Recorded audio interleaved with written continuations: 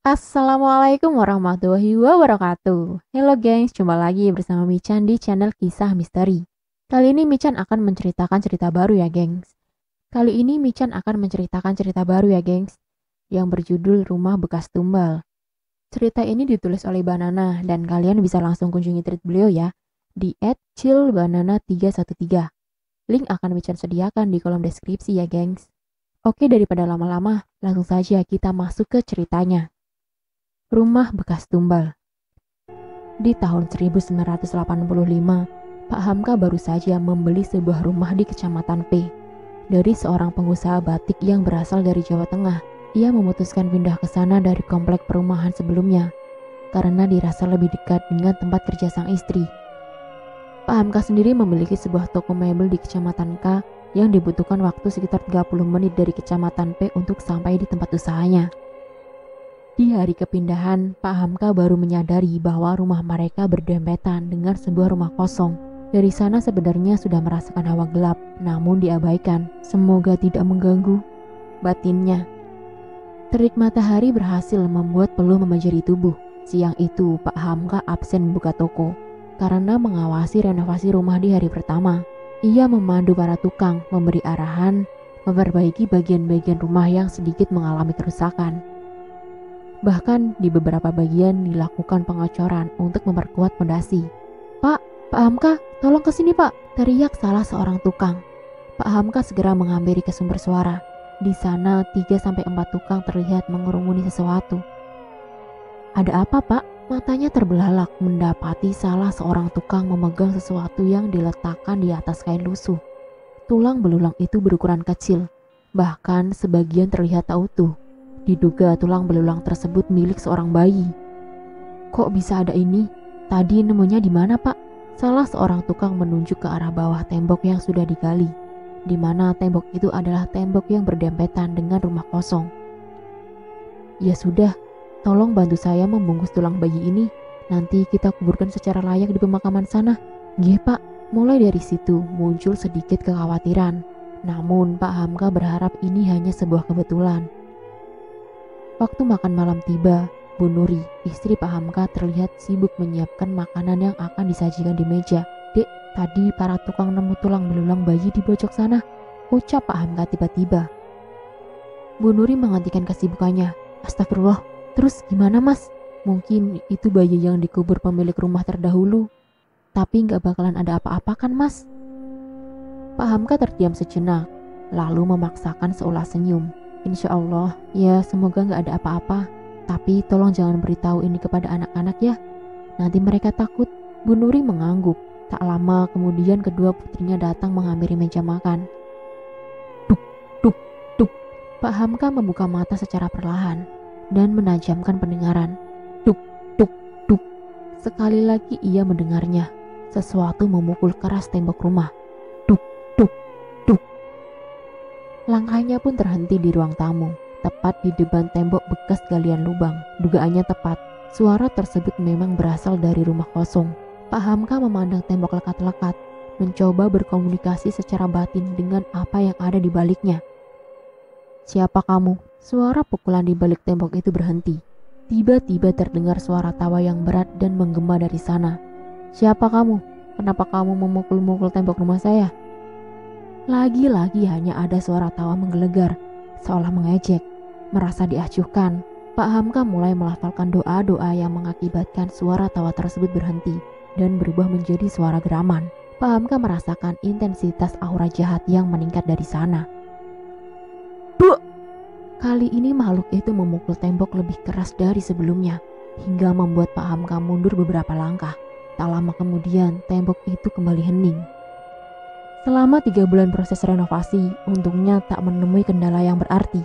Tidak, bukan karena memang tak ada yang mengganggu, tapi karena Pak Hamka lebih waspada dengan menghalau segala gangguan, meski gangguan itu kecil. Suatu hari, Lia, putri kedua Pak Hamka, tiba-tiba demam. Pagi-pagi buta, Pak Hamka langsung mengantarkan Lia berobat ke klinik terdekat, sedang Bu Nuri menyiapkan sarapan dan melakukan pekerjaan rumah seperti biasa sebelum berangkat mengajar. Tak lama kemudian keduanya sudah pulang dari klinik. Gimana Mas? Lia sakit apa? Cuma demam biasa.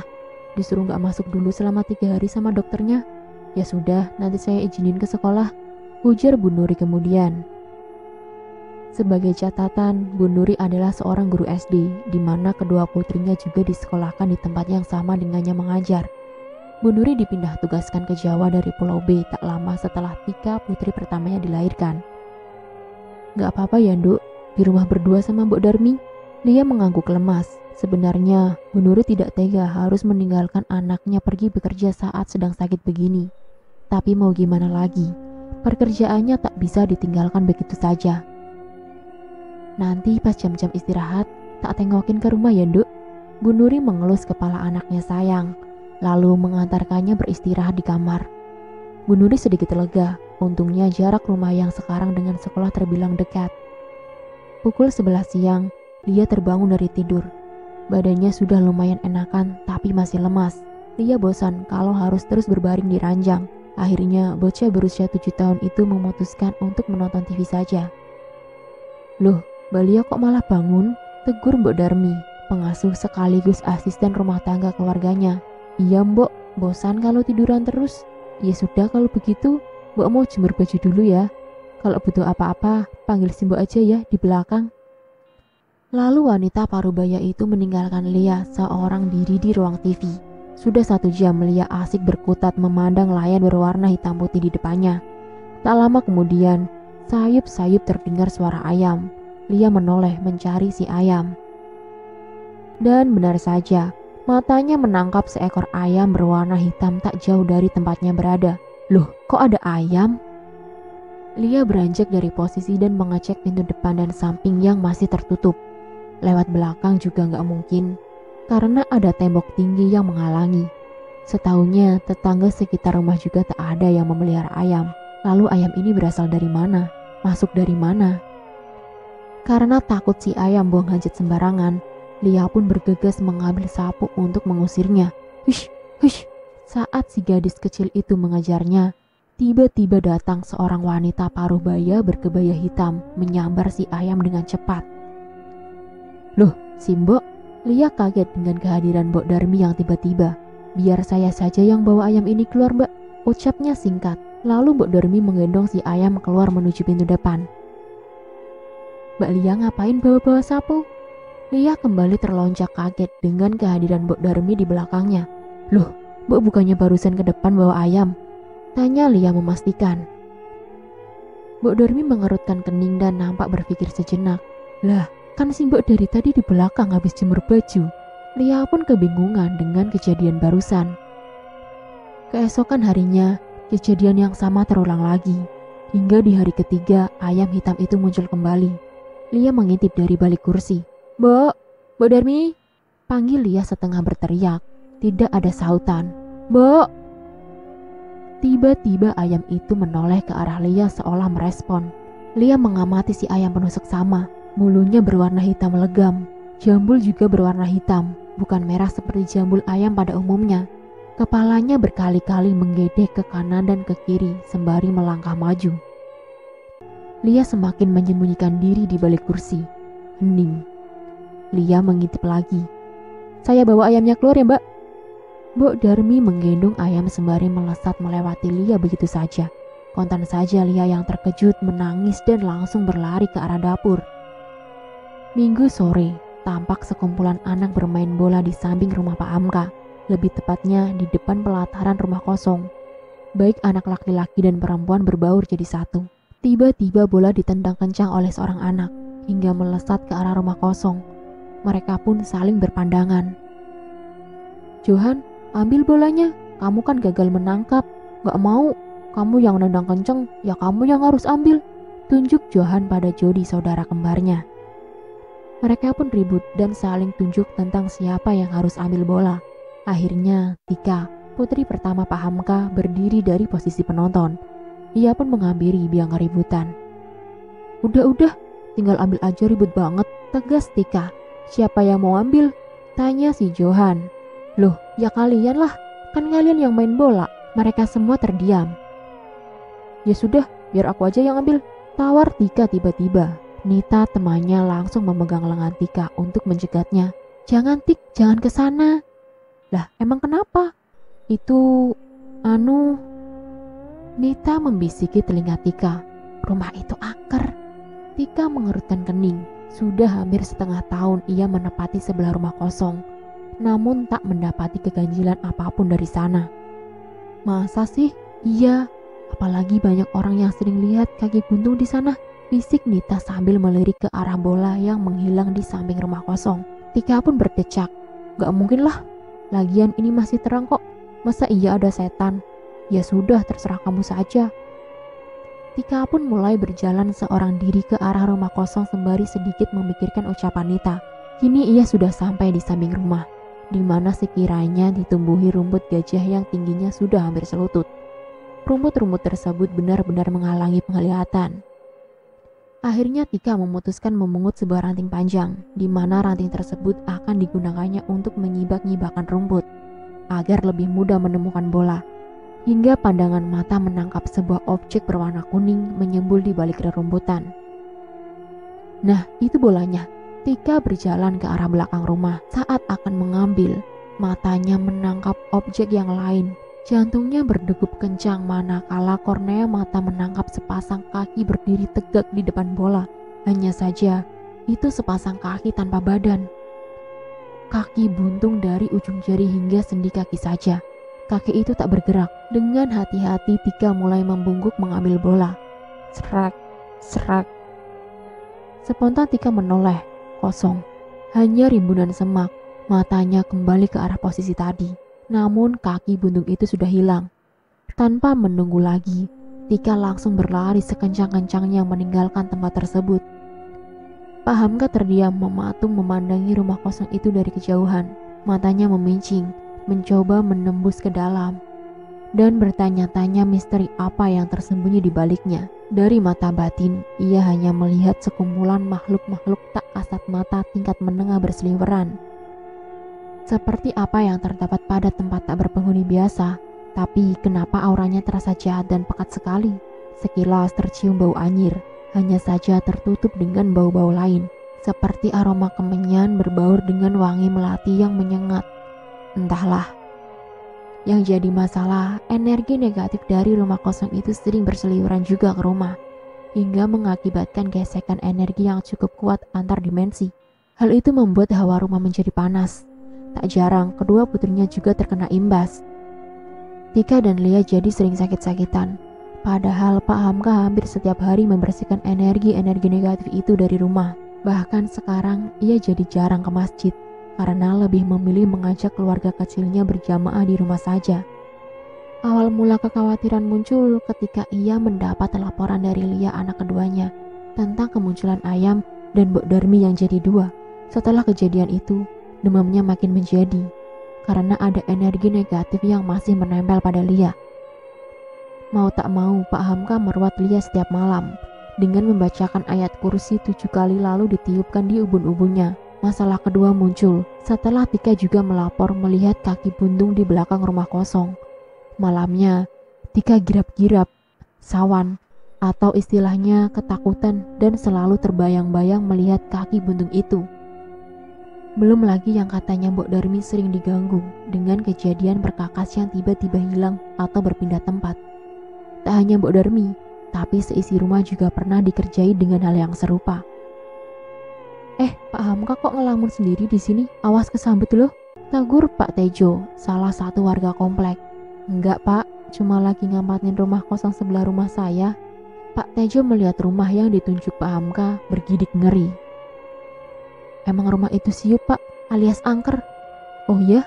Ya maklum Pak, namanya juga rumah kosong, jawab Pak Hamka mengulas senyum. Bapak nggak takut apa? Nggak pernah diganggu apa-apa gitu? Pak Hamka menggeleng berpura-pura tak tahu.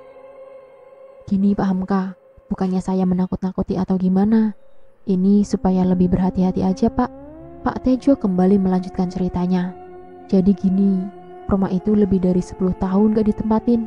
Warga sering melihat penampakan di sini. Oh ya? Iya Pak, ada yang pernah melihat kaki buntung di belakang atau di pekarangan rumah. Ada yang lihat pocong.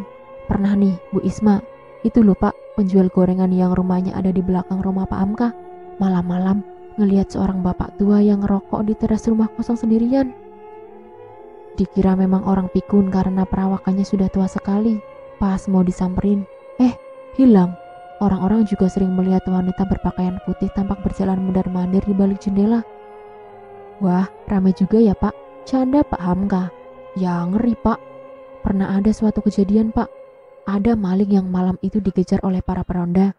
Nah, 2 orang maling tersebut ternyata bersembunyi di sana. Tak ada seorang pun yang tahu. Pagi-pagi mereka berdua ditemukan tergeletak begitu aja di depan rumah kosong. Terus Pak, saat ditemukan kondisi mereka cukup menyedihkan. Salah satunya bibirnya miring membelok ke kanan, gak bisa balik. Yang satu gak bisa lihat, tapi masih hidup Pak. Ya masih hidup Pak. Lalu didatangkan orang pintar. Kata orang pintarnya, memang mereka habis dikerjain si penunggu rumah, kemudian disembuhkan kedua-duanya sama si orang pintar. Sebelum dibawa ke polisi, kedua maling itu diinterogasi oleh warga. Mereka pun menceritakan saat bersembunyi di rumah kosong itu, mereka mengalami hal-hal yang mengerikan. Puncaknya ada sesuatu tak kasat mata menamparnya keras sekali. Nah, orang yang satu lagi langsung dicolok kedua matanya dengan sesuatu yang panas, makanya gak bisa lihat apa-apa. Pak Hamka mengangguk mengerti mendengar cerita Pak Tejo. Ah, iya satu lagi Pak, kata yang sering lewat sini. Mereka sering mendengar bayi yang menangis. Pak Hamka mengerutkan dahi. Bayi? Malam itu Bu Nuri harus tidur sendirian, karena Pak Hamka tidak pulang. Kalau sudah ada bisnis makelar, memang Pak Hamka bisa tidak pulang berhari-hari. Pak Hamka sendiri juga menyambi profesi jadi makelar selain usaha toko. Bidangnya pun bermacam-macam. Kadang menangani jual beli bawang merah bertruk-truk, jual beli tanah, kendaraan bermotor, barang antik, dan yang lain-lain. Pak Hamka memang tipe pekerja keras, tak mau mengandalkan satu penghasilan saja selama masih mampu. Pak Hamka memang tipe pekerja keras, tak mau mengandalkan satu penghasilan saja selama masih mampu. Prinsipnya, jika kita punya 9 pintu rezeki, mengapa tidak kita buka ke 9 pintunya itu? Meskipun berasal dari keluarga berada dengan warisan tanah yang di mana-mana, Pak Hamka tidak jumawa bermanja-manja, karena sejak kecil sudah dididik keras dengan pola hidup susah. Waktu sudah menunjukkan pukul 10 malam. Bu Nuri juga sudah mengecek kondisi anak-anak yang terlelap di kamar. Ini waktunya rehat. Bu Nuri mulai merebahkan tubuh di atas kasurnya. Baru sejenak memejamkan mata, lalu membuka mata kembali karena merasa ada sesuatu yang berat menindihnya. Dan benar saja, ada sesosok wanita berpakaian putih lusuh berdiri di atas dada. Rambutnya panjang, sebagian menutup wajah, dan menunduk menatap Bu Nuri dengan mata tanpa kornea. Wajahnya rusak dengan mulut yang menganga lebar. Bu Nuri kaget bukan main, berusaha bergerak namun tidak bisa, bahkan ujung jari pun susah digerakkan. Wanita itu makin kuat menindih, makin lama makin melebarkan kakinya yang samar ke dada Bu Nuri. Bu Nuri tak bisa bernafas, paru-parunya seolah terhimpit, tertutup tanpa udara, nafasnya tersengal-sengal. Ingin sekali berteriak namun tak bisa, bahkan melafalkan doa-doa pun tak mampu berkata. Bu Nuri mengucapkan istighfar dalam hati dengan terbata-bata. Entah, saat itu rasanya berada di ambang hidup dan mati. Makin lama udara yang dihirup tak ada lagi. Mak, Lia tidur sini ya. Bu Nuri terbangun dengan nafas tersengal-sengal. Sebisa mungkin ia menghirup udara sebanyak-banyaknya. Tak mau kehilangan oksigen lagi. Badannya dingin namun berkeringat. Ia menoleh dan memeluk Lia. Lia pun terheran-heran menatap kondisi ibunya seperti orang yang habis lari maraton berkilo-kilometer. Makasih nak, makasih, ucap Bu Nuri terbata-bata. Benar, Bu Nuri baru saja mengalami ketindihan. Untung saja, Lia saat itu datang ke kamar dan menyentuh tangannya, yang akhirnya bisa membuat Bu Nuri bergerak lagi. Gerimis hujan terdengar turun. Tetesan airnya berdetik jatuh ke atap rumah, menghasilkan irama rintik di sekitarnya. Udara menjadi semakin dingin, berhasil menyeruak masuk ke dalam rumah. Bersama dengan itu, Bu Nuri kembali harus berhadapan dengan sosok wanita berwajah rusak. Kali ini wanita itu jongkok dan semakin mendekatkan wajah. Dari mulutnya yang menganga, keluar lendir hitam dengan bau yang menyengat. Lagi, dadanya dihimit kuat-kuat. Rongga paru tak bisa dimasukkan oksigen. Bu Nuri berjuang sekuat tenaga untuk bergerak. Rasa takut makin membuat makhluk itu menjadi kuat. Bu Nuri tak mampu berucap istighfar. Hanya satu kata yang berhasil ia gumamkan dengan susah payah. Allah, Allah, Allah, ya Allah. Lafaz itu berhasil membuat jari telunjuknya bergerak. Bu Nuri terjaga dengan nafas tak beraturan. Ini sudah yang keberapa kalinya ia ketindihan sosok wanita itu. Tiap suaminya tidak tidur di rumah, Pak Hamka selalu menyarankan untuk berwudu sebelum tidur. Jangan sampai lupa berdoa. Tapi namanya jiwa manusia, lupa pasti pernah menghinggapinya. Di saat lengah seperti itu, Bu Nuri pasti mengalami ketindihan. Dan makhluk yang menindihnya selalu sama. Sosok wanita berwajah rusak. Mas, gimana ini? Aku sering ketindihan wanita berwajah rusak itu. Stres aku mas lama-lama. Ngajar pun sampai gak bisa konsen. Keluh Bu Nuri pada suaminya. Matanya berkaca-kaca. Pak Hamka memandang istrinya tak tega. Bukan tidak pernah berbuat apa-apa. Pak Hamka sendiri susah menemukan keberadaan wanita berwajah rusak itu. Dia berada di rumah, dicari, bahkan dipancing pun sosok itu tak berani menampakkan diri. Tapi kenapa malah mengganggu istrinya terus-menerus? Pak Hamka mulai kesal. 3 minggu setelahnya, Pak Hamka kembali pamit tidak pulang selama 2 hari. Karena harus pergi kulak barang mebel di daerah Jepara. Bu Nuri sedikit khawatir karena itu berarti dia harus tidur sendirian lagi malam ini. Tapi Pak Hamka berusaha menenangkan. Jangan khawatir, tidak akan terjadi apa-apa. Bu Nuri memaksakan seolah senyum sembari mengangguk, lalu mencium takzim punggung tangan suaminya. Malam hari menjadi lembab dan dingin, karena bekas hujan yang baru saja berhenti. Awan mendung yang tadinya menutupi, pelan-pelan menyingkir membiarkan bulan terlihat penuh, tak menghalangi sinarnya. Di saat yang sama, Pak Hamka terlihat menahan sesuatu dengan kedua tangan, tepat di depan kamarnya. Ia kemudian menarik, menyeret sesuatu tak kasat mata untuk menjauh. Wanita berwajah rusak itu mencoba menahan tali gaib yang menjerat leher.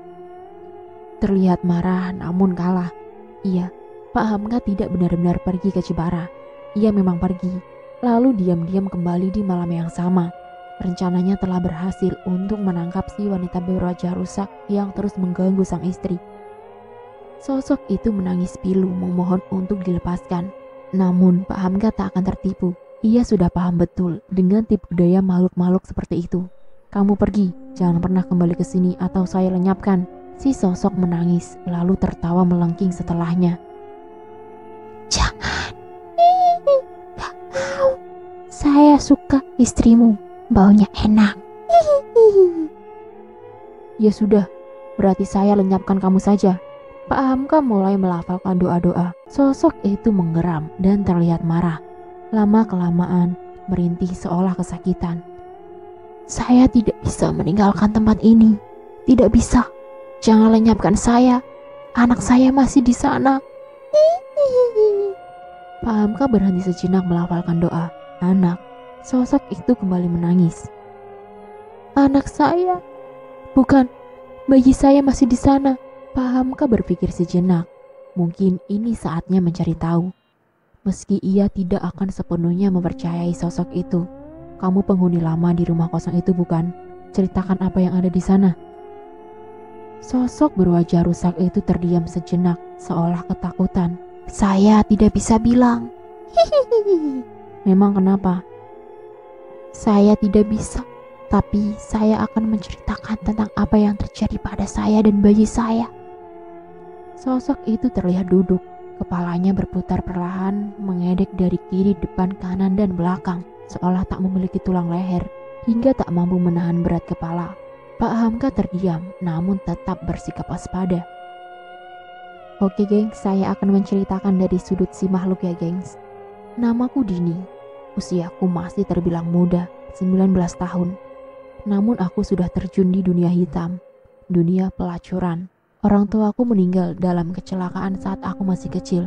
Di usia 14 tahun, paman dan bibiku sendiri menjualku kepada seorang germo di kota S demi menutupi hutang-hutangnya. 5 tahun aku bergelut di dunia malam. Entah sudah berapa ratus kali melayani lelaki hidung belang. Aku tidak peduli, tubuh dan hatiku mati rasa. Jika kau tanya harga diri, aku sudah tak punya. Yang penting aku tidak kelaparan. Beberapa kali juga aku harus menahan sakit dan bolak-balik ke dokter kandungan karena luka-luka pada alat vital hingga suatu malam aku melihatnya. Aku menghisap rokokku kuat-kuat sembari duduk menggoda dengan baju minim. Lelaki itu bertubuh gagah, kumis tipis menghiasi wajah tampannya. Kutaksir usianya sekitar 30 tahun mungkin. Ia seperti tertarik padaku lalu datang mendekat. Aku senang-senang saja jika mendapat pelanggan bagus seperti ini. Kami pun berkenalan. Tapi perkiraanku salah. Ternyata usianya sudah 42 tahun. Sungguh, penampilannya tidak terlihat tua sama sekali. Ya, usia berapapun tak masalah. Toh aku juga pernah melayani kakek-kakek. Dia banyak tersenyum kepadaku. Pandangannya lembut, tidak kurang ajar seperti pelangganku kebanyakan. Dalam hati pun bertanya-tanya, kenapa lelaki sesempurna ini malah datang ke tempat seperti ini? Seolah bisa membaca pikiranku, ia pun menjelaskan. Aku diajak rekan bisnisku, kalaupun menolak juga tidak enak. Dia tersenyum kembali, senyum yang sedikit membuat hatiku berdesir, lalu germoku datang. Pilihan yang bagus bos, Dini ini memang paling laris. Pelanggannya pun banyak, hahaha. Entah untuk pertama kali aku tidak suka germoku berkata demikian, terutama di hadapan laki-laki ini. Padahal biasanya dihina atau direndahkan seperti apapun, aku tak peduli. Bukan seperti itu. Jelas lelaki itu. Tiba-tiba germoku menyerahkan sebuah kunci. Ini kamar 13, Pak Dharma sudah membayar semua biayanya. Itu. Kalau tidak mau, Dini akan aku oper ke pelanggan lain. Dia ini sudah banyak yang booking. Aku kasih penawaran spesial karena kamu pelanggan baru. Spontan aku menggenggam tangannya dan menggeleng cemas. Duh, jangan biarkan aku pergi dengan pelanggan lain. Mataku seolah berbicara demikian padanya. Dengan ragu-ragu, lelaki gagah itu akhirnya menerima kunci tersebut. Aku bersorak dalam hati.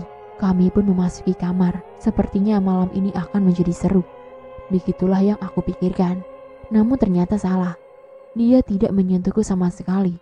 Aku sedikit kecewa pada awalnya. Tapi lagi-lagi aku salah. Mengobrol seperti ini lebih menyenangkan daripada yang kukira. Ya, tubuhku bisa beristirahat juga. Dia bilang hanya butuh teman ngobrol. Kulihat wajahnya sedikit muram saat menceritakan tentang istrinya. Istrinya yang egois, yang tidak memperdulikan suami dan anaknya. Dasar wanita bodoh, malah menyia-nyiakan lelaki seperti ini. Batinku kesal. Besok aku boleh datang ke sini lagi. Menyenangkan sekali mengobrol denganmu. Bebanku jadi sedikit berkurang. Aku mengerjap senang. Boleh, tentu saja. Tapi kenapa? Siapapun yang menghabiskan waktu bersamaku harus tetap membayar pada Bang Edi. Oh, soal itu, tidak usah khawatir. Lelaki itu tersenyum menenangkan. Singkat cerita, lelaki gagah yang kutahui bernama Harun hampir setiap hari datang. Kami menghabiskan waktu hanya sekedar mengobrol, jalan-jalan, dan makan bersama. Dan ia tak pernah menyentuhku. Untuk pertama kali aku merasa begitu dihormati sebagai wanita. Hingga suatu hari ia bilang jatuh cinta padaku dan ingin menikahiku. Namun di bawah tangan, karena tidak mungkin ia menceraikan istrinya. Bagaimana nasib anak-anaknya? Awalnya aku bimbang. Namun karena terlanjur mencintainya, akhirnya aku iyakan saja. Lalu Harun menebusku dengan harga yang sangat mahal pada Bang Edi. Kami menikah di bawah tangan. Harun mengajakku pindah ke kota K, di mana salah satu bisnisnya juga ada di sana. 1 bulan kemudian aku hamil. Suamiku Harun bahagia sekali mengetahui kabar itu. Semenjak mengetahui berita kehamilanku, Harun jadi lebih sering mengunjungiku. Biasanya hanya 2 minggu sekali, tapi sekarang bisa 3 hari sekali atau paling lama seminggu sekali. Aku tak pernah membayangkan akan bisa hidup bahagia senormal ini. Memasuki bulan ke-9 kurang 2 minggu, aku mengalami pembukaan pertama. Kami ke rumah sakit untuk memeriksakan kandungan. Dokter bilang, mungkin tak sampai 24 jam aku akan melahirkan. Harun sedikit terkejut. Dokter menyuruh rawat inap, namun Harun menolak. Akhirnya kami pulang dengan 1000 pertanyaan di kepalaku. Saat sampai di rumah, ia menyuruh pembantu kami mengemasi barang-barangku untuk persiapan kelahiran. Kulihat dia menuju ke pesawat telepon dan menelepon seseorang. Aku tak bisa mendengar jelas apa yang dibicarakan karena tiba-tiba saja kesakitan merasakan kontraksi. Mobil kami melaju menuju keluar kota. Aku terdiam tak ingin melontarkan pertanyaan. Melihat ekspresi suamiku yang juga lebih banyak diam, tibalah kami di sebuah rumah yang ada di pinggiran kota. Rumahnya cukup besar dan memiliki pekarangan yang luas. Di sekelilingnya ditumbuhi pohon mahoni yang cukup rindang. "Ini di mana, Mas?" tanyaku saat menuruni mobil. "Kamu akan melahirkan di sini?" jawabnya singkat, seraya menyuruh sopir mengangkat seluruh barangku dari bagasi. Di depan rumah, ternyata kami sudah disambut beberapa orang. 2 orang berperawakan ibu-ibu dan 3 orang lelaki bertubuh besar seperti preman. Salah satunya memiliki penampilan seperti dukun, memakai baju hitam longgar dengan ikat kepala berwarna senada. Aku semakin curiga. Malamnya, aku mengalami kontraksi yang sangat hebat, lebih dari kontraksi sebelum-sebelumnya. Seorang ibu-ibu yang kutaksir dukun bayi mulai memeriksaku. "Sudah waktunya," ucapnya pada Harun. Aku menjerit kesakitan dan menahan tangan suamiku. "Mas, tolong temani, jangan tinggalkan aku sendiri." "Kamu tak sendirian, ada Mbok Ija dan Bu Yuyun yang menemani," ucapnya singkat. Sekilas aku melihat senyum tipis yang mengerikan di bibirnya. Harun melepas paksa tanganku dari genggamannya. Aku menjerit, pikiranku berkecambuk jadi satu, antara rasa sakit dan bingung. Entahlah, aku harus fokus melahirkan anak ini dengan selamat. Tibalah saatnya yang ditunggu-tunggu. Aku berhasil melahirkan bayi perempuan dengan selamat. Di sisa-sisa tenagaku, Bu Ija datang mendekat dan menunjukkan bayiku yang cantik. "Lihatlah sepuas-puasnya sebelum aku membersihkannya," ucap Mbok Ija misterius. Aku mengerutkan kening sejenak, lalu kembali memandang anakku penuh sayang. Tak lama kemudian, Mbok Ija mengambil anakku. Aku tak bisa berbuat apa-apa karena tubuhku terasa sangat lemah. Samar-samar kulihat bayi perempuanku dibersihkan dan dimandikan dengan air bertabur bunga, lalu dibungkus dengan kain berwarna merah. Harun mulai memasuki ruangan dan mengambil bayiku.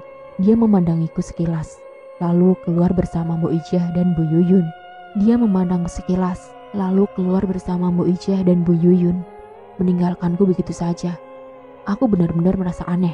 Naluriku sebagai ibu menyuruhku untuk bergerak, memeriksa apa yang terjadi. Di sisa-sisa tenaga dan rasa sakit yang luar biasa di selangkangan, aku mencoba terbangun dari posisiku. Kulihat sisa darah masih menempel di sekitar kaki dan kasurku, belum dibersihkan sama sekali. Dengan tertatih, aku mencoba berjalan. Langkahku memaksaku untuk segera keluar dari kamar. Baru kusadari, lampu listrik hanya menerangi kamar tempatku bersalin, sedangkan bagian lain dari seluruh ruangan dan lorong diterangi dengan lilin-lilin saja. Sayup-sayup ku dengar suara bayi menangis. Kujelajahi setiap isi ruangan dan memeriksa setiap kamar. Hingga akhirnya langkahku terhenti, tepat di mana suara bayi menangis itu terdengar lantang.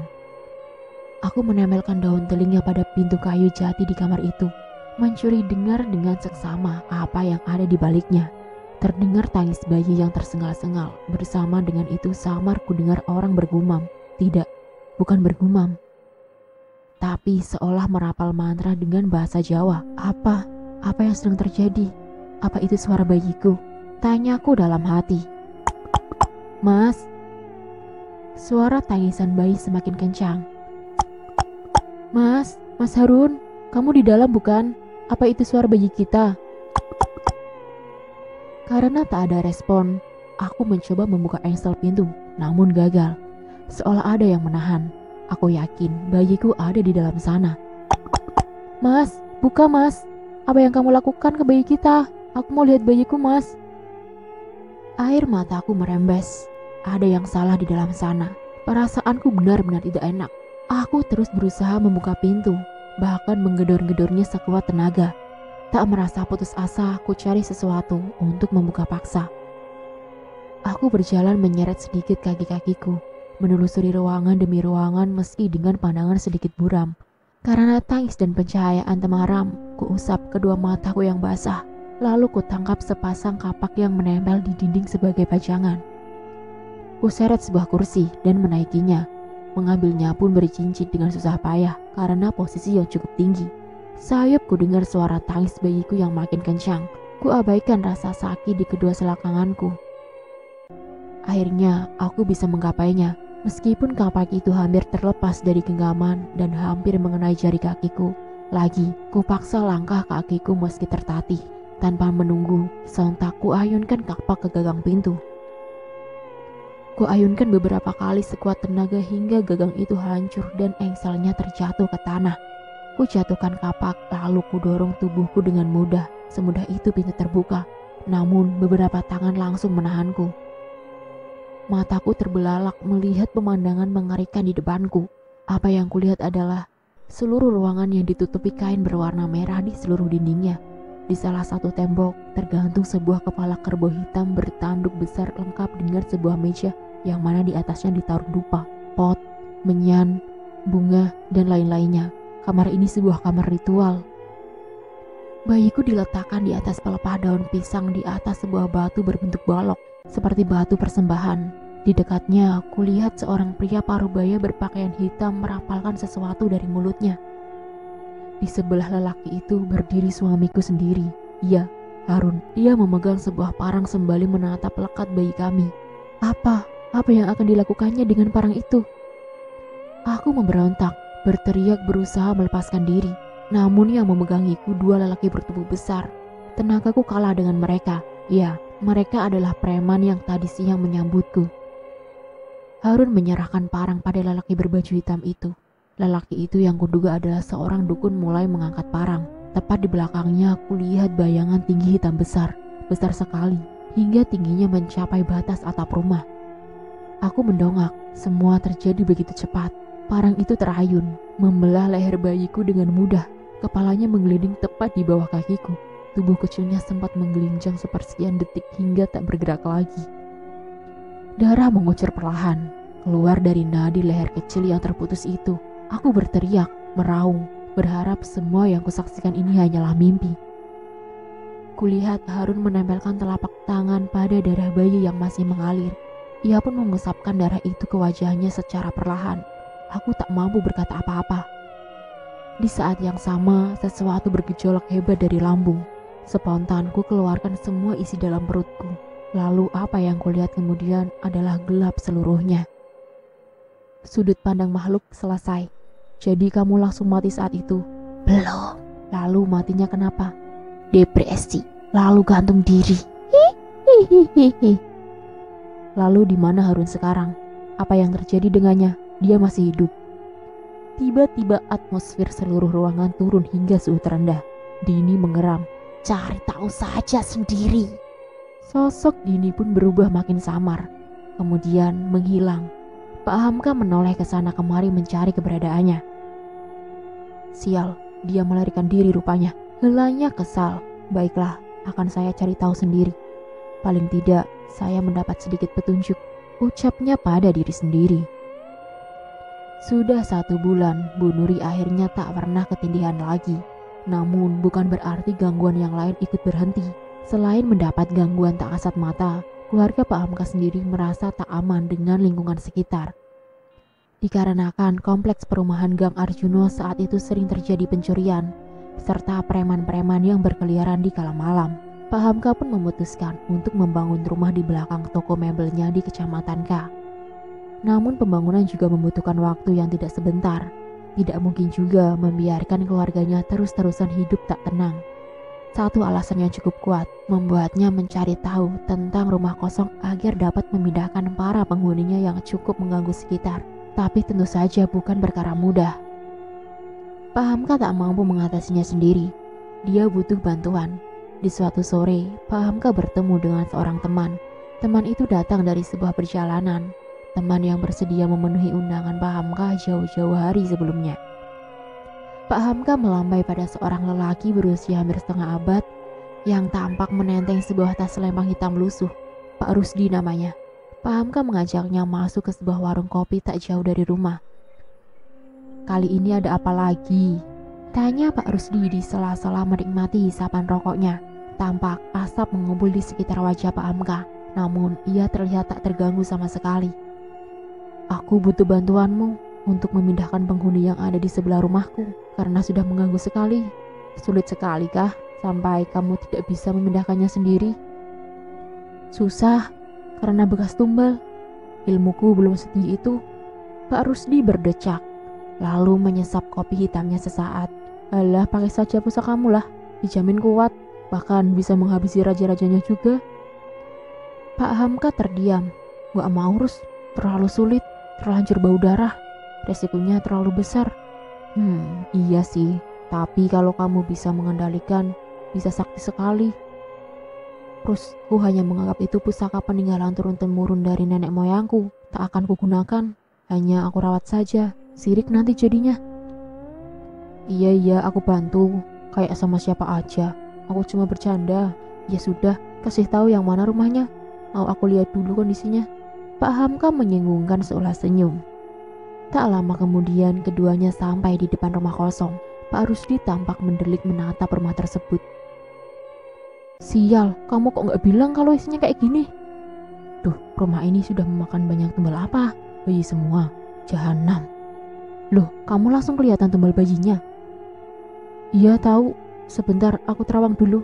Setan jenis apa yang makan tumbal-tumbal ini? Rusdi memejamkan mata sejenak. 5 menit kemudian, ia kembali membuka kelopak mata dan menghela nafas panjang. Cari tempat yang enak buat ngobrol, Ham. Ya sudah, ayo langsung masuk ke rumahku aja. Ujung mata Rusdi tampak melirik sesuatu. Jangan, balik lagi ke warung tadi aja. Hamka yang tampak mengerti maksud Rudi mengajak temannya kembali ke warung tadi. Setelah sampai di warung kopi, Hamka dan Rusdi memilih meja di sisi pojok. Suasana warkop yang merangkap jadi warteg itu tampak terlihat lebih sepi dari sebelumnya. Mungkin karena senja makin menenggelamkan diri bersiap digantikan petang. Rusdi kembali menggumamkan sesuatu. Sudah aman, biar gak ada yang nguping. Hamka tersenyum tipis. Ia sendiri juga menyadari sosok tak kasat mata yang sedari tadi mengikuti mereka. Sosok berwujud seperti tuyul, namun berwajah tua yang ada di belakangnya. Memang sudah tak tampak lagi. Rusdi mulai menceritakan apa yang dilihatnya tadi ketika meraga Sukma. Begini Ham, aku belum berhasil menemukan raga iblisnya. Yang makan tumbal bersembunyi sepertinya. Belum lagi dihadang sama anak buahnya, membuatku makin kesulitan. Caranya harus menemukan wadah iblis itu di sana, dikubur di dalam rumah kosong tersebut. Masalahnya, aku tidak tahu dikubur di sebelah mana. Malam ini aku akan melakukan ritual agar berhasil menemukan si wadah ini. Kalau butuh apa-apa, kasih tahu aku ya Rus. Aku usahakan untuk mendapatkannya. Rusdi mengangguk pelan.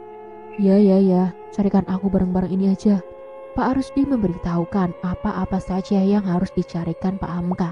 Pak Rusdi dan Pak Hamka adalah teman seperguruan. Pak Rusdi bisa dibilang orang pintar, namun bukan yang berilmu hitam. Dia memang lebih mendalami ilmu kebatinan daripada Pak Hamka sejak lama. Sedang Pak Hamka mempelajari ilmu kebatinan hanya sebagai tameng saja, selain karena alma mater pondok juga. Besok ku kabari. Terus kamu nanti mau nginep di rumahku atau bagaimana? Rusdi menggibaskan tangan. Enggak lah, aku kan mau melakukan ritualnya. Nanti aku numpang tidur di rumah mertuaku yang dari istri keduaku saja. Setahu Pak Hamka, memang rumah salah satu mertua Pak Rusdi juga terletak di Kecamatan P. Keesokan harinya, Pak Rusdi sudah bertandang ke rumah Pak Hamka. Tampak Bu Nuri mengantarkan secangkir kopi kepada tamu suaminya, lalu meninggalkan mereka berdua. Ya, hari itu adalah hari libur. Karenanya, seluruh keluarga Pak Hamka bisa berkumpul di rumah. Ham, masuk ke dalam rumah kosong itu kira-kira bisa nggak sih?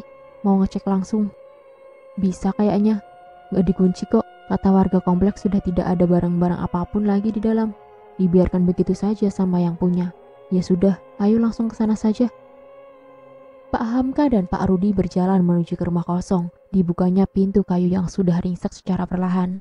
Hawa pengap dan debu langsung menyeruak ke arah mereka saat masuk ke dalam. Langkah-langkah itu menyusuri setiap sudut ruangan. Tembok putih lusuh dan catnya sudah banyak mengelupas. Sarang laba-laba berwarna pekat di sana-sini. Bahkan di beberapa bagian lantai. Tembok ditumbuhi tanaman-tanaman liar beserta lumut. Suasana masih siang, namun terlihat lebih gelap di dalam rumah itu. Hawa dingin dan panas berubah-ubah tak menentu, seolah saling bertabrakan. Banyak mata-mata yang memandang tajam keduanya. Beberapa di antaranya seolah sudah bersiaga, bersiap-siap untuk menyerang. Namun bertahan karena mempertimbangkan keberadaan kodam yang menyertai mereka. Hingga langkah Rusdi terhenti di sebuah ruangan yang cukup besar di antara ruangan lain. Di sisi-sisi dinding beberapa kain berwarna merah yang menempel, sebagian besar terlihat sobek tak beraturan. Ini ruangannya. Persis seperti yang diceritakan Dini. Kamu tahu ya? Yaitu Lurus, hantu wanita yang pernah aku tangkap kemarin. Tak lama kemudian, sebuah bayangan besar menghantam Pak Rusdi hingga terpental. Pak Hamka mundur menjauhi bayangan dan mendekati posisi di mana Pak Rusdi berada. "Cok, ngajak tarung kamu?" Terdengar suara tawa melengking setelahnya. Sosok tinggi besar itu mulai menampakkan diri. Ia berwujud kuntilanak berbaju merah namun setinggi atap. "Mundurlah Ham, aku sendiri aja bisa menghadapi ini." Sungguh di luar dugaan, niat mereka hanya untuk melihat kondisi. Namun tiba-tiba mendapat serangan dadakan begini. Hamka pun mengangguk, namun tetap bersiaga, berjaga-jaga jika terjadi sesuatu di luar kendali. Selanjutnya Pak Rusdi mulai merapal sesuatu. Bibirnya bergerak cepat, lalu melakukan gerakan silat di depan sesuatu tak kasat mata. Pertarungan sengit pun tak dapat dihindari. Hal itu hanya bisa dilihat oleh orang yang memiliki kemampuan mata batin. Bahkan Pak Hamka sampai mundur keluar ruangan hanya untuk mengamati. Bulir-bulir keringat mulai mengalir membasahi dahi Pak Rusdi. "Rus, kamu gak apa-apa?" Pak Rusdi melambaikan tangan memberi kode baik-baik saja. Entah bagaimana dan apa, setelahnya ia merapalkan mantra dan melakukan gerakan tangan yang seolah menekan sesuatu. Kuntilanak merah bertubuh tinggi itu tiba-tiba lenyap begitu saja. Sial, malah kabur. Padahal kurang sedikit lagi bisa ketangkep. Pak Hamka berjalan cepat menghampiri Pak Rusdi. "Bagaimana Rus? Itu ya rajanya?" "Awalnya ya kukira itu rajanya, tapi ternyata bukan.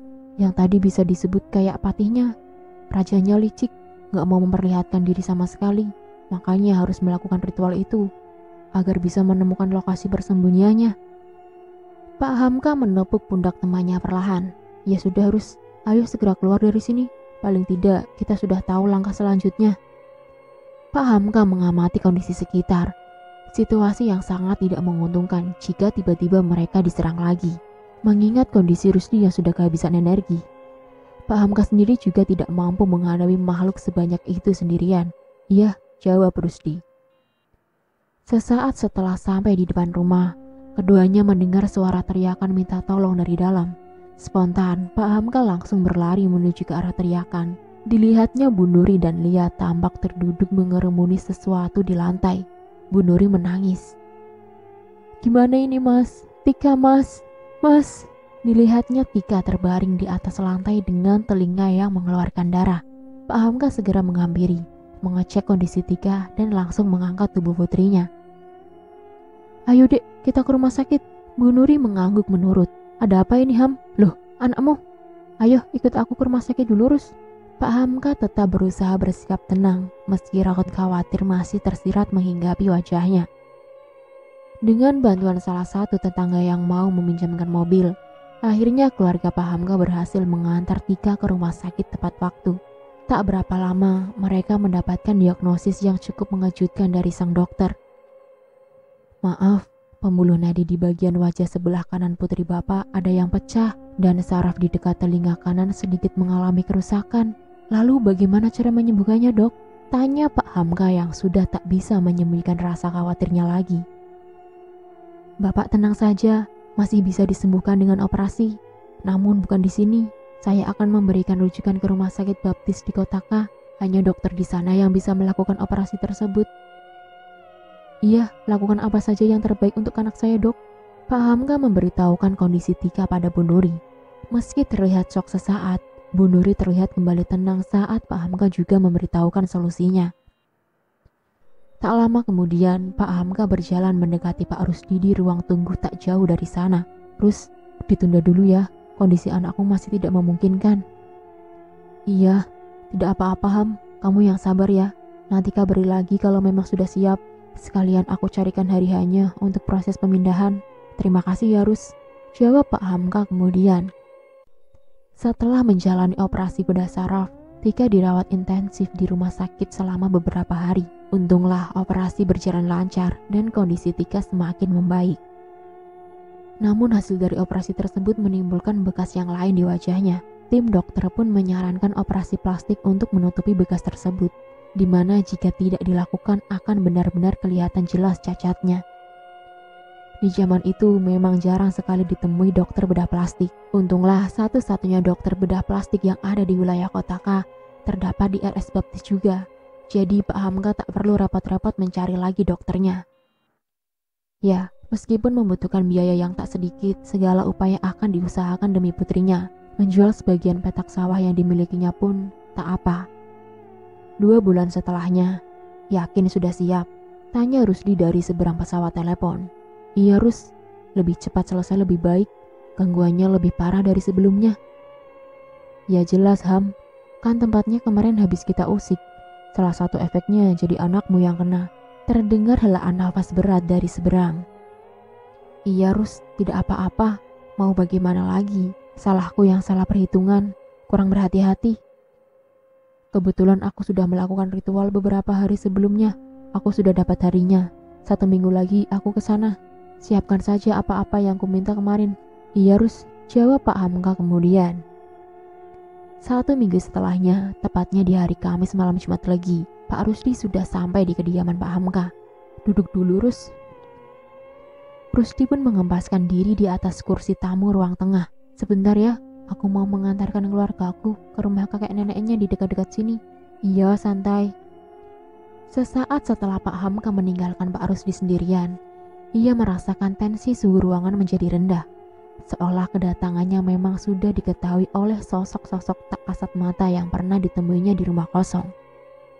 Pak Rusdi tersenyum tipis sembari mengelus-elus cincin batu akik bermata hijau di salah satu jarinya. Berani kamu memperlihatkan diri di depanku sekarang. Tampak seorang wanita berwajah pucat memakai baju terusan panjang berwarna putih lusuh berdiri kaku tak jauh dari tempatnya berada. Pak Rusdi melirik ke sisi luar. Hanya wanita itu yang berani menampakkan diri sedekat ini. Sedang sosok-sosok lain menampakkannya dari kejauhan saja. Kamu yang namanya Dini, wanita yang pernah diceritakan Hamka. Wanita itu menunduk, lalu mengangguk. Apa maumu? Jangan usir kami. Biarkan kami tetap tinggal di sini. Gak bisa, orang kalian sudah ganggu kesana kemari, masa saya biarkan? Itu urusan kami. Ini rumah kami, bantah Dini. Saya kasih peringatan sekali lagi. Sebaiknya kalian segera pindah di tempat yang jarang ada manusianya. Mau saya pindah atau kalian pindah sendiri? Kalau sampai saya yang pindah, tak lempar kalian ke laut selatan. Mau? Gertak Pak Rusdi. Dini menggeram. Di sini tempat tinggal kami. Kamu tidak berhak mengusir. Lagi pula, kamu hanya manusia rendah. Mana bisa menghadapi Sing Bau Rekso. Ya sudah, lihat saja nanti. Samar-samar keberadaan Dini sudah tak terlihat lagi. Tak terasa, siang hari begitu cepat terlewati hingga berganti senja. Langit bermegakan oranye mulai menghiasi. Sekelompok burung gereja berjejer rapi terbang menuju arah pulang. Tampak Pak Hamka mengelilingi rumah kosong sembari menabur segenggam garam dari sebuah kresek hitam. Tujuannya untuk memberi pagar batas agar makhluk yang ada di dalam tidak melarikan diri dan makhluk yang berada di luar rumah kosong tidak bisa masuk begitu saja. Kebetulan komplek perumahan sedang sepi saat itu, jadi tak ada yang akan menanyakan macam-macam apa yang dilakukannya. Dimulai setelah Isya kan? Tanya Pak Hamka setelah menabur garam, lalu menghampiri Pak Rusdi. Iya. Tepat pukul 8 malam, keduanya pun mulai bersiap-siap. Di saat yang sama, tiba-tiba terdengar suara gebrakan yang cukup keras dari dalam kamar Pak Hamka. Saya cek dulu ya Rus.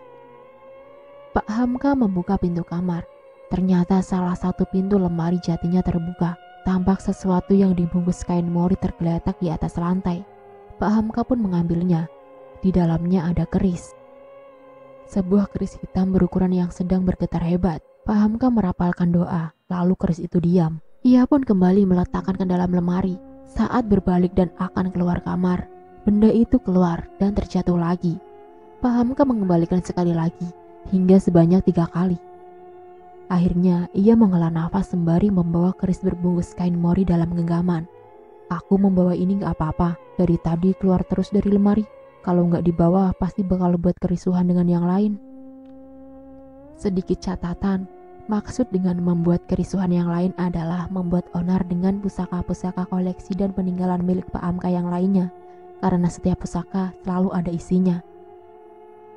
Loh, Itu yang mana? Yang dari Aceh. Pak Rusdi berdecak. Pasalnya energi pusaka yang digenggam Pak Hamka saat ini saling bergesekan dengan kodam dan senjata yang ia bawa. Gesekannya tidak terlalu besar, hanya saja bisa bergejolak sewaktu-waktu. Bisa-bisa mereka sendiri yang kerepotan jika itu terjadi. Seolah bisa membaca raut tak enak Pak Rusdi. Pak Hamka pun menenangkan. Gak bakal tak pakai Rus, gak bakal tak lepas dari sarungnya. Ya udah gak apa-apa. Kini mereka sudah berada di ruang berdinding kain merah di dalam rumah kosong. Pak Hamka meletakkan sebuah Petromax di tengah-tengah ruangan sebagai penerangan. Suasana dalam rumah begitu hening dan dingin. Pak Rusdi mengeluarkan barang-barang persiapannya dari dalam tas. Mengeluarkan seikat tali putih dan menyerahkannya pada Pak Hamka. Ini, ikatkan pada pintu. Dari ujung yang satu ke ujung yang lain. Terserah mau diikatkan bagaimana, yang penting tidak lepas. Setelah persiapan selesai, Pak Rusdi berdiri bersedekap, lalu memejamkan mata. Pak Hamka berdiri di belakangnya, melihat punggung Pak Rusdi mengamati sekitar sambil berjaga-jaga. Pak Rusdi perlahan membuka mata. Angin dingin berhembus pelar menerpa wajah. Diamati sekitar, dia berada di atas rumput-rumput ilalang. Di tengah lahan yang luas, di depannya berdiri rimbunan pohon mahoni tinggi berbentuk sebuah hutan. Langit malam begitu kelam, tak menampakkan bulan apalagi bintang. Ini sisi dunia lain. Ia pun mulai melangkahkan kaki menuju ke dalam hutan. Hutan pun begitu hening, tak juga terdengar suara binatang.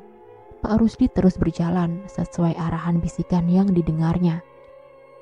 Entah sudah berapa lama ia berjalan, namun tak terasa melelahkan. Hingga akhirnya langkahnya terhenti di depan sebuah gua.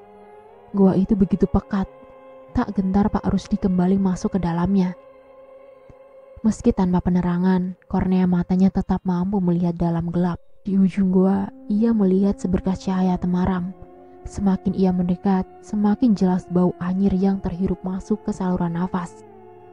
Begitu sampai, matanya sempat terbelalak. Bagaimana tidak?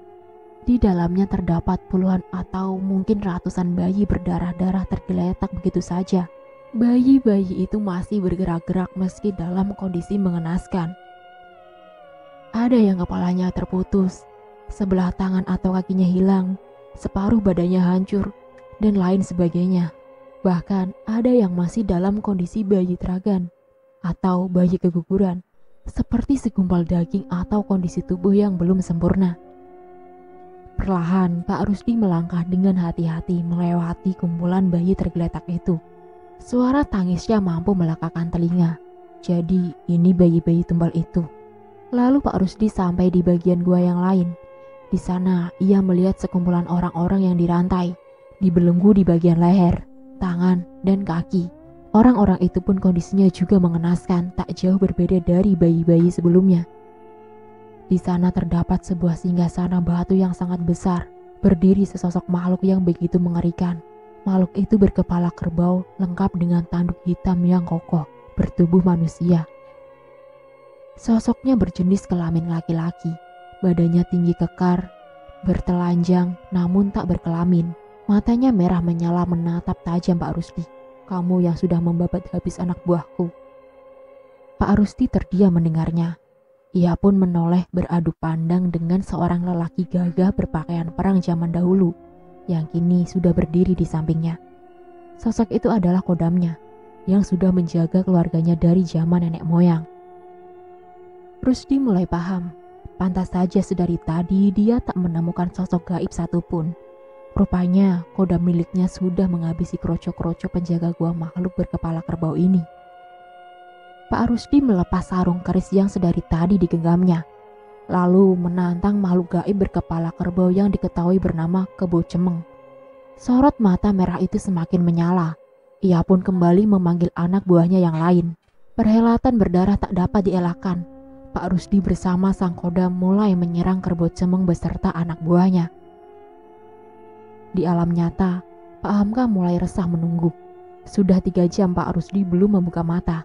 Dilihatnya bulir-bulir keringat menetes melewati dahi dan wajah Pak Rusdi. Padahal kondisi ruangan begitu dingin, bahkan semakin membeku seolah berada di puncak pegunungan di malam hari. Tiba-tiba sesuatu berusaha menggebrak pintu ruangan. Pintu itu pun terbuka dengan sendirinya. Pak Hamka berbalik. Kuntilanak merah setinggi atap rumah kembali menampakkan diri. Berusaha masuk namun terhalang tali putih yang terikat. Pak Hamka membaca doa-doa, membantu menambah pagar gaib sebagai penghalang. Namun sepertinya kuntilanak merah itu sangat murka. Kekuatannya terbilang sangat besar bagi Pak Hamka. Entah sampai berapa lama ia mampu menahan serangan sang kuntilanak merah. Ilmu kebatinannya tak sekuat Rusdi, yang mana masih keturunan asli dari kerajaan Mataram. Tiba-tiba keris yang diikat di pinggang di balik punggung bergetar hebat, lalu jatuh dari tempatnya berada. Sesuatu perlahan keluar dari dalam sana. Sebuah kabut tebal yang kemudian berubah menjadi sosok ular raksasa yang memenuhi ruangan. Pak Hamka terkejut bukan main. Ular raksasa itu menganga, menunjukkan taring-taring besar yang tajam. Secepat kilat, ular itu melesat melewati Pak Hamka dan menerkam kuntilanak merah itu. Ular raksasa itu melilit ketat, menelan sang kuntilanak merah secara perlahan, seperti ular biasa yang sedang memangsa korbannya. Pak Hamka tak menyangka bahwa kuntilanak merah itu bisa dikalahkan dengan sangat mudah. Pantas saja Pak Rusdi tadi cukup khawatir saat ia membawa serta pusaka dari Aceh itu. Setelahnya, ular itu kembali mendekati Pak Hamka, mengelilingi kedua manusia tersebut. Kepala besarnya mengendus Pak Rusdi, lalu berganti ke Pak Hamka kemudian. Pak Hamka tak bergerak, hanya saja tetap membaca doa-doa. Tak lama kemudian, si ular raksasa berubah menjadi kabut dan masuk kembali menjadi sebuah pusaka.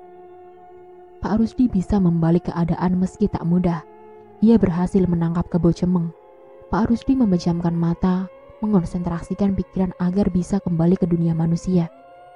Saat Pak Rusdi membuka kembali mata, ia langsung berteriak pada Pak Hamka, "Ham, cepat ambilkan sarung keris itu." Pak Hamka yang masih dalam keadaan syok segera mengembalikan kesadaran, bergegas menyerahkan sarung keris tersebut pada temannya. Sambil merapalkan sebuah mantra, Pak Rusdi menarik sesuatu tak kasat mata dan memasukkannya ke dalam sebuah keris berukir. Tak lama setelahnya sebuah keris yang panjangnya kurang lebih 48 cm sudah ada begitu saja. Di tengah genggamannya terdapat sebuah batu berwarna merah. Pak Hamka masih takjub dengan peristiwa itu. "Mana wadahnya?" tanya Pak Hamka kemudian. Ia tiba-tiba teringat dengan wadah yang dimaksud Pak Rusdi. "Ya ini wadahnya, wujud keris ini sendirilah sang wadah." Tiba-tiba kornea mata Pak Rusdi menangkap sebuah pusaka yang bergeletak di atas lantai. "Loh, barang itu kok tiba-tiba di situ?" Pak Hamka masih mencoba mengatur nafas. "Iya Rus, itu tadi penghuninya tiba-tiba keluar sendiri, lalu makan kuntilanak merah yang pernah kamu kalahkan dulu." Tentu saja Pak Hamka tidak bercerita, menyembunyikan bagian ular raksasa yang tadi mengendus mereka. Pak Rusdi menggelengkan kepala mendengarnya. "Cok, untung saja tak membuat keributan saat aku sedang mencari wadah tadi." Pak Hamka tersenyum tipis. "Ayo kita pindahkan para penghuni rumah kosong ini ke tempat lain. Kamu maunya dipindah kemana?" "Pindah ke lokasi C saja," jawab Pak Hamka mantap. Pak Hamka memang sudah mengevaluasi lokasi yang cocok untuk memindahkan dari jauh-jauh hari. "Oh, gak apa-apa ya kalau dipindah ke situ?" tanya Pak Rusdi memastikan. "Iya, gak apa-apa. Tapi ntar dulu Ham, aku mau ngambil nafas dulu. Badanku rasanya masih lemes," jawab Pak Rusdi sembari melambaikan tangan. Setelah proses pemindahan penghuni lama selesai, keduanya kembali ke rumah Pak Hamka. "Ini Rus, diminum dulu kopinya," saji Pak Hamka pada Pak Rusdi yang sedang duduk santai di kursi tengah. Pak Hamka dan Pak Rusdi kembali melanjutkan obrolan. Pak Rusdi mulai menceritakan apa yang dilihatnya saat menghadapi Kebo Cemeng tadi, tentang asal-usulnya yang mana ternyata Kebo Cemeng adalah mantan abdi dalam Nyi Roro Kidul, sang penguasa pantai selatan. Kebo Cemeng diusir oleh sang ratu, yang mana hingga akhirnya ia menyesatkan manusia dengan menawarkan bantuan pesugihan. Manusia-manusia yang lupa dan gelap harta dengan jalan pintas akhirnya membuat perjanjian dengan sang makhluk berkepala kerbau itu. Sedari dulu Kebo Cemeng sangat menyukai bayi-bayi, di mana makhluk yang tanpa dosa itu adalah makanan terenak baginya. Akhirnya dari banyaknya manusia yang mempersembahkan tumbal, Kebo Cemeng pun semakin menjadi kuat. Jikalau bukan karena nakoda Pak Hamka yang membantu, bisa jadi Pak Rusdi hanya tinggal menjadi nama. Darah keturunan Mataram yang dimiliki Pak Rusdi masih memiliki hubungan kuat dengan Nyi Roro Kidul. Satu alasan lain, yang mana Kebo Cemeng akhirnya bisa kalah dari Pak Rusdi. Pak Rusdi juga menceritakan tentang sosok yang mirip Harun, suami dari hantu wanita bernama Dini. Ia terikat dengan rantai dan kondisi tanpa bola mata. Cara kerja pesugihan dari Kebo Cemeng itu mengikat hingga 7 turunan. Di keturunan yang ke-7, mereka harus memperbarui perjanjian lagi. Jika salah satu keturunan memutuskan kerjasama, maka kematian adalah tebusannya. Jika mereka meneruskan kembali perjanjian, maka keturunan selanjutnya yang harus terus menerima petaka.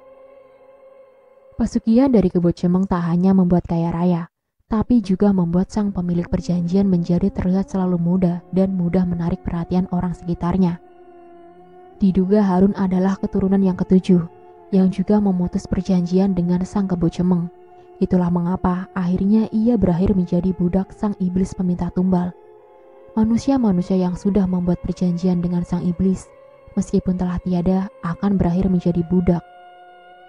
Entah itu korin atau memang jiwanya, ada yang bilang mereka tak benar-benar mati. Entahlah, hanya Tuhan yang tahu. Keris Kebo Cemeng ini tak bawa ya Ham? Saya amankan biar tidak ada korban lagi. Bawa aja Rus, jawab Pak Hamka lega. Di akhir tahun 80-an, tepatnya tahun 1989, Pak Hamka beserta keluarganya memutuskan menjual rumah sebelah rumah kosong tersebut dan berpindah ke rumah baru yang sudah dibangun yang terletak di Kecamatan K. Rumah itu akhirnya dibeli oleh seorang pensiunan polisi.